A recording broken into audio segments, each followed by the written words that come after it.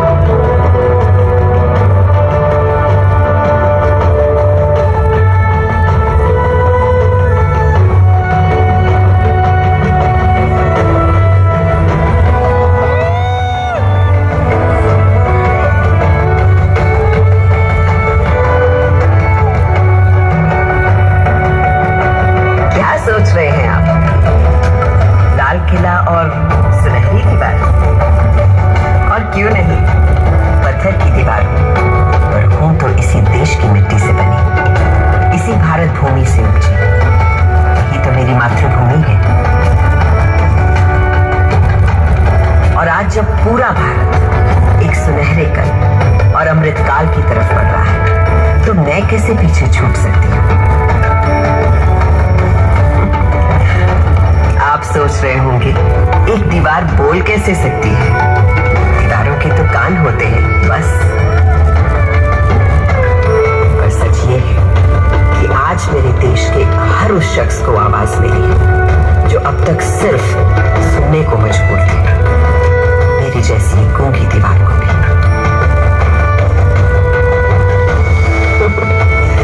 ऐसा नहीं कि सुनहरा समय मेरी मातृभूमि ने पहली बार देखा। मेरा भारत तो हमेशा से सोने की चिड़िया कहलाता था और एक के बाद एक कई स्वर्णिम काल देखता रहा है। अब मेरी जन्मकुंडली ही देख लीजिए।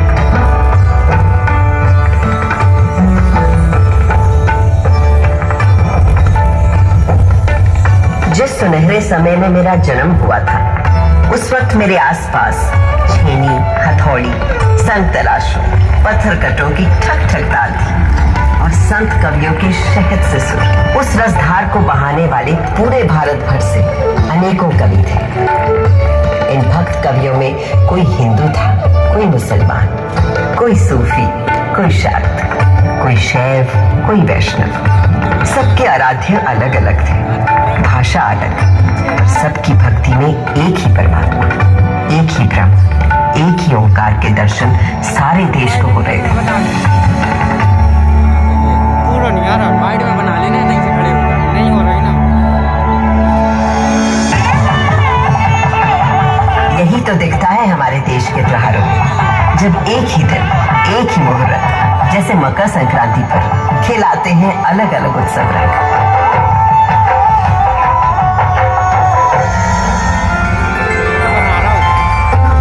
इस लाल किले को बनवाया था मुगल शहंशाह शाहजहां ने। बलुए पत्थरों से मुझे गढ़ा गया था और इस मजबूती से कि 400 साल बाद आज भी मुझे हिलाना नामुमकिन है।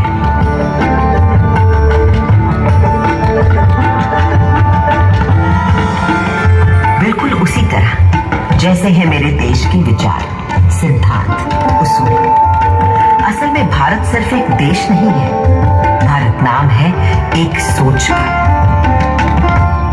मुझे बनाने वाले मुगल तो हिंदुस्तान में मेहमान बनकर आए थे, पर फिर यहीं के होकर रह गए। भारत ने तो हमेशा हर विश्वास, हर विचार के लोगों को अपना समझकर अपनाया है और कहा है अतिथि देवो भव। मगर उससे भी बहुत पहले भारत ने कई स्वर्णिम युग देखे थे, जैसे था हमारे देश का वैदिक युग। सरित सरस्वती नदी के तीर बैठे जब ऋषि मुनि गंभीर, समिधा अग्नि आहुति और यज्ञ तपस्या कर हुए सब प्रज्ञ, रचने लगे वो वेद पुराण ऋग अथर्व यजुर और साम, शोध किए सब जीवन तत्व, खोज निकला प्रकृति का सत्व, जीवात्मा परमात्मा है एक, माया भ्रम से लगे अनेक, आत्मा अजर अमर अछेद, अनादि अनंत अखंड अभेद। वेदों को रचने वाले इन ऋषियों ने दुनिया को जीवात्मा, आत्मा, परमात्मा की जिस एक की बात हमें सिखाई थी, उसी को श्री कृष्ण ने धर्म क्षेत्र कुरुक्षेत्र की युद्ध भूमि में अर्जुन को सुनाया था। जैसे पुराने कपड़ों को उतारकर मनुष्य नए कपड़े पहन लेता है, उसी प्रकार आत्मा भी पुराने शरीर को त्याग कर नया शरीर धारण करती है। इस आत्मा को ना तो शस्त्र काट सकता है और ना आग इसे जला सकती है, ना इसे पानी भिगा सकता है और ना ही हवा उसे सुखा सकती है। तब से आज तक आत्मा की संस्कृति ही भारतीय संस्कृति की आत्मा है और ओम की ध्वनि उस परम ब्रह्म का स्वरूप।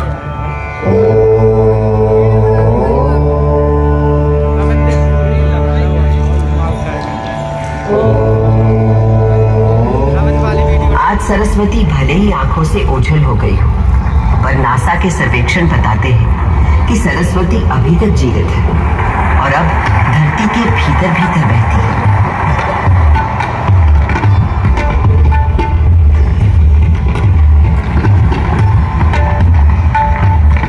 मगर मेरे देश की शुरुआत तो उस वैदिक युग से भी पहले की है।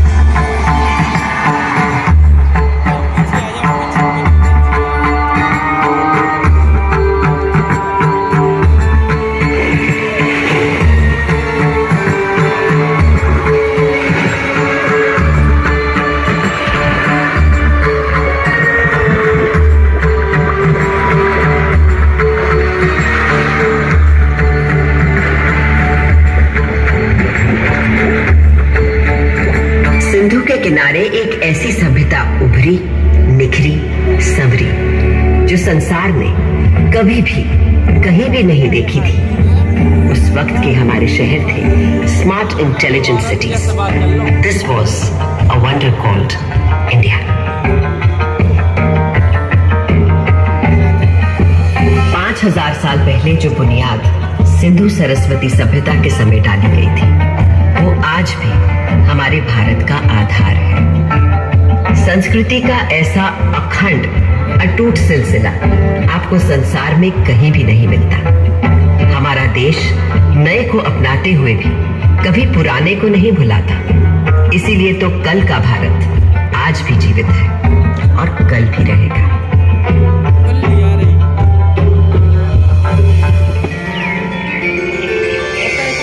एक और बड़ी विशेषता है मेरे भारत की, सत्य की खोज। भारत नाम का अर्थ ही है भा, यानी प्रकाश, और उसकी खोज में लगा हुआ व्यक्ति। प्रकाश यानी सत्य की खोज में केवल योगी, मुनि, ऋषि ही नहीं, सुख सुविधा में पले बढ़े राजा राजकुमार भी किसी से कम नहीं रहे।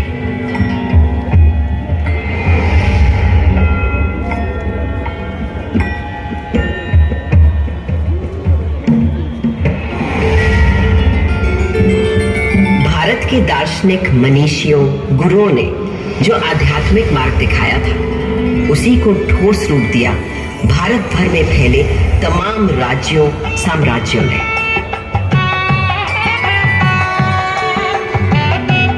दूसरी तरफ थे हमारे अभूतपूर्व वैज्ञानिक, गणितज्ञ, खगोल शास्त्री और वैद्य। हजारों बरस पहले पृथ्वी की परिधि की सही नाप, मंगल और चंद्र तक का फासला और धरती से सूर्य की बराबर दूरी, सब बिना किसी दूरबीन या उपग्रह का सहारा लिए, केवल अपनी गणित, बीजगणित, ज्यामिति और खगोल ज्ञान से। ये उन्हीं पुरातन खगोल शास्त्रियों से मिले संस्कार हैं कि आज भारत अंतरिक्ष अन्वेषण में एक अग्रणी देश है। सहस्त्राब्दियों पहले कणादि आदि गुरु थे, अणु को पहचानने वाले। फिर क्या आश्चर्य कि नई दुनिया में अणु शक्ति को साधने वाले देशों में हम हमेशा आगे रहे। योग में तन से मन और मन से आध्यात्म के योग के सूत्र ढूंढ निकाल रहे थे पतंजलि जैसे ऋषि। और आज 21 जून पूरा विश्व योग दिवस मनाता है। वहीं विद्वान वैद्य मानव शरीर के छुपे हुए राज और हर बीमारी का इलाज खोज रहे थे। सर्जरी की भी शुरुआत इन वैद्यों ने कर डाली थी और कटे अंगों को जोड़ने के लिए प्लास्टिक सर्जरी की थी।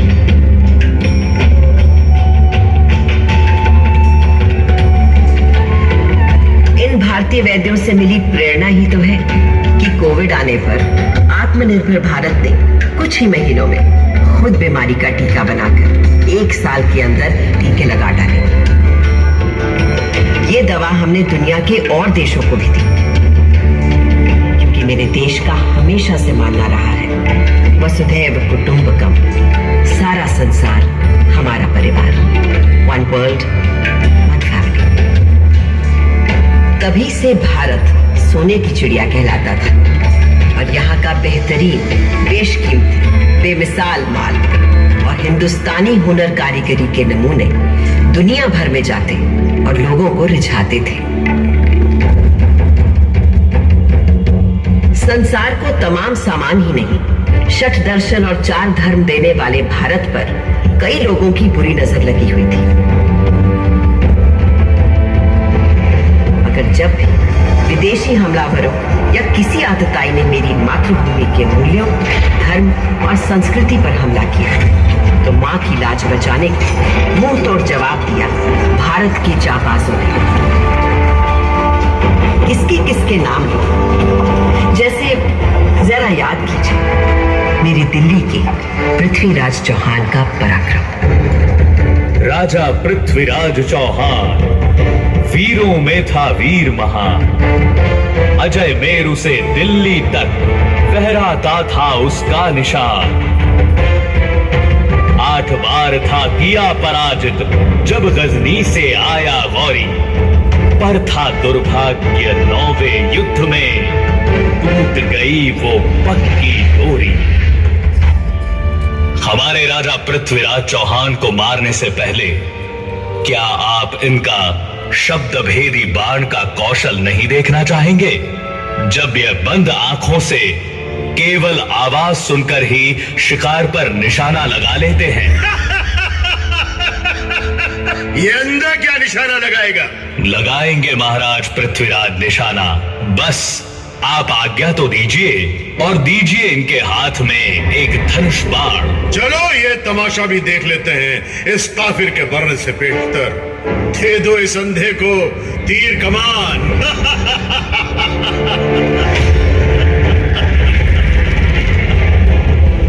4 बांस 24 गज अंगुल अष्ट प्रमाण, दाऊ पर सुल्तान है मत चूक्यो चौहान।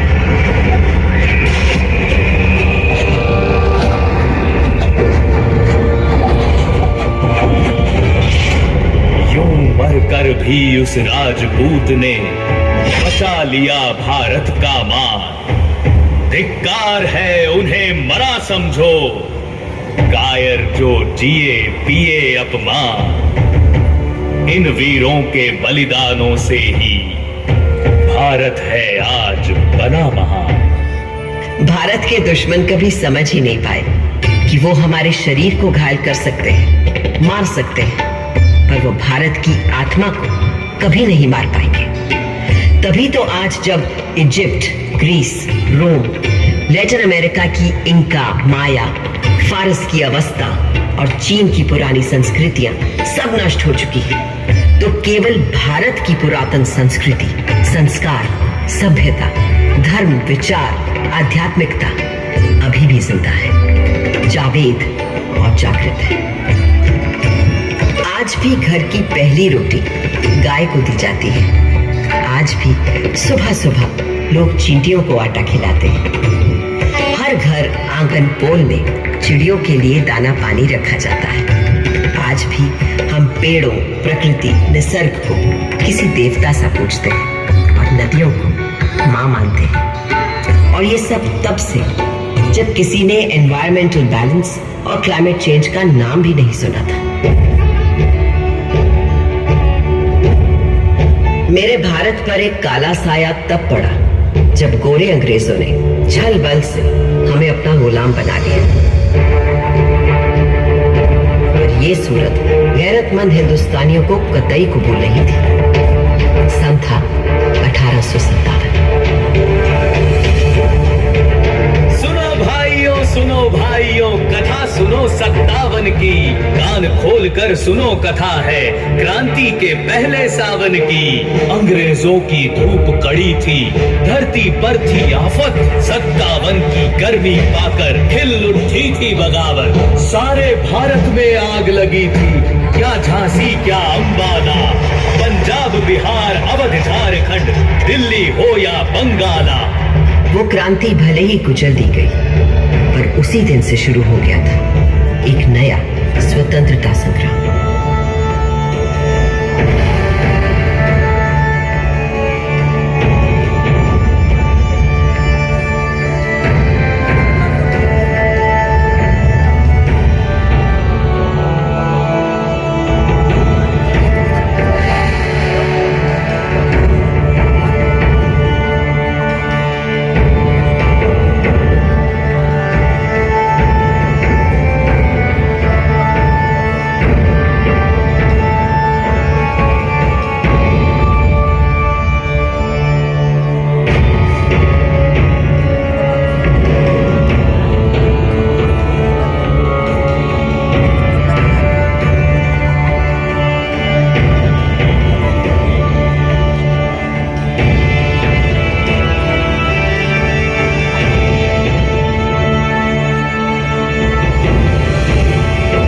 साल लंबी जंगे आजादी के बाद जब मेरे भारत ने 15 अगस्त 1947 को स्वतंत्रता पाई, तो उस दिन सदियों की गुलामी के बाद मेरे लाल किले पर भी आजाद भारत का परचम लहराया गया था। उस दिन से आज तक देश के 14 प्रधानमंत्री हर वर्ष स्वतंत्रता दिवस को यहाँ आते हैं, और जब देश का गौरवशाली तिरंगा फहराते हैं तो मैं गर्व से और तन जाती हूँ। नव भारत ने था गढ़ डाला संवेशी एक खरा संविधान। सब जनगण को अधिकार दिए, थी अपने देश की सोच महान। जब भूख लगी तो हरित क्रांति कर भंडारे भर गए किसान। शक्ति ऊर्जा के पूरण को अणतोड़ गए अपने विद्वान। देश की रक्षा करने को मुस्तैद हैं अपने वीर जवान। हर सीमा पर हैं डटे खड़े, हो बर्फ पहाड़ या रेगिस्तान। जब प्यास लगी तो दूध की नदियां बहा गए अपने ग्वाले। आकाश अंतरिक्ष छूने को बढ़ चले अपने इसरो वाले। छुआ चंद्र कभी कभी मंगल ग्रह, ऐसे हैं मंसूबे अपने। भारत है करने आज खड़ा अपने पूरे सारे सपने। इस हिंदुस्तान की छिपी शक्ति अब ये दुनिया पहचानेगी और विश्व गुरु इस भारत को सारी ही दुनिया मानेगी।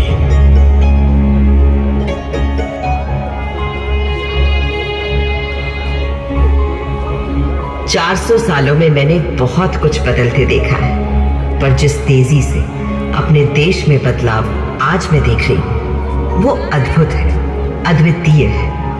और मुझे विश्वास है भारत एक ऐसा उन्नत, विकसित, उज्ज्वलित भारत होगा जिसे शायद मैं भी पहचान नहीं पाऊंगी।